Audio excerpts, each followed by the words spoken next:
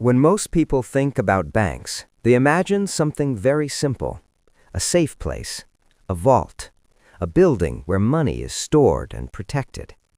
You deposit money into a bank, and you believe it stays there, waiting for you. You trust that whenever you need it, the bank will hand it back. This belief feels natural because banks are designed to look safe. Thick walls, security guards, locked doors. Everything about a bank signals stability. But this picture is incomplete. In reality, banks do not simply store money. They are not warehouses. They are factories. Factories that produce money. Most people assume banks lend the same money that customers deposit. That if one person gives money to the bank hands that same money to someone else. But modern banking does not work like that. When you deposit money, the bank does not place it aside just for you. Your deposit becomes part of a much larger system, a system built on confidence, rules, and numbers. And once your money enters this system, it is no longer treated as cash. It becomes data, an entry in a digital ledger. From that moment on, the bank gains the power to create more money using your deposit as a foundation. Not by stealing, not by breaking the law, but by following the rules of modern finance. To understand how this works, we must forget what we think we know about banks and look at what they actually do. Let's explain this with a simple example. You deposit 10,000 rupees into a bank. The bank does not need to keep all of this money locked away. By law, it is required to keep only a fraction of it as a reserve. This fraction might be 10%. So out of your 10,000 rupees, the bank keeps 1,000 rupees as reserve. The remaining 9,000 rupees is allowed to be used. Here is the crucial point. When the bank lends this 9,000 rupees, it does not take your physical cash and give it to someone else. Instead, the bank creates a new deposit. A new number appears in another person's account. This new money did not exist before the loan was issued. It was created at the moment the loan was approved. This is how money is created in modern economies, not by printing notes, but by issuing loans. The borrower spends this money. The seller deposits it into another bank.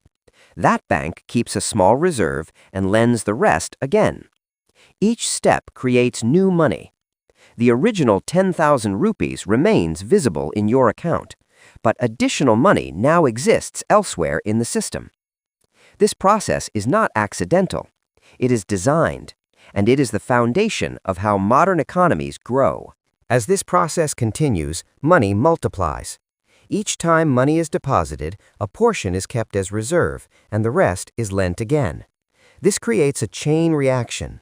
From one deposit, multiple loans are created. This is known as the money multiplier effect. The banking system as a whole can turn a small amount of base money into a much larger supply of usable money. This expansion allows businesses to borrow, consumers to spend, governments to function. Without this system, modern economies would slow down dramatically. But there is an important detail. This money is not backed by physical cash. It is backed by trust. Trust that loans will be repaid. Trust that depositors will not all withdraw at once. Trust that banks will remain solvent. As long as this trust holds, the system works smoothly. But if trust weakens, the entire structure becomes unstable. The same mechanism that fuels growth also creates fragility.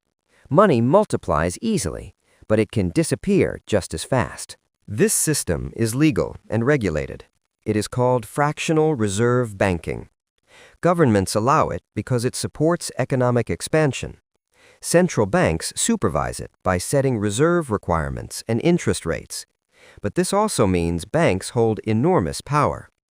Every time a bank approves a loan, it creates money. Every time a loan is repaid, money disappears. Banks do not merely distribute money, they shape the economy. They decide who receives credit, which industries grow, which ones fail.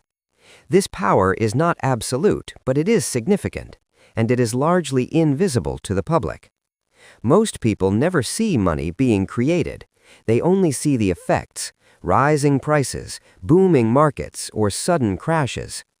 Understanding this system explains why financial crises happen and why banks matter more than most people realize. The system depends on confidence. If too many people lose trust, problems begin. A bank run occurs when many customers demand their money at the same time. Banks cannot meet these demands because most money is tied up in loans. When this happens, even a healthy bank can fail. This is why fear spreads quickly during financial crises. Money exists as long as people believe it exists. Once belief disappears, numbers on a screen lose their meaning. History has shown this again and again. And that is why governments and central banks intervene aggressively during crises. They are not protecting banks alone. They are protecting trust itself. Money is not just paper. It is not metal. It is not even digital numbers. Money is a shared belief. Banks create money by expanding this belief. Loans create spending. Spending creates growth. But belief is fragile. When trust is strong, economies grow. When trust breaks, economies collapse. Banks sit at the center of this system. They are not villains. They are not heroes. They are mechanisms. Understanding how they create money is the first step to understanding how modern economies truly work.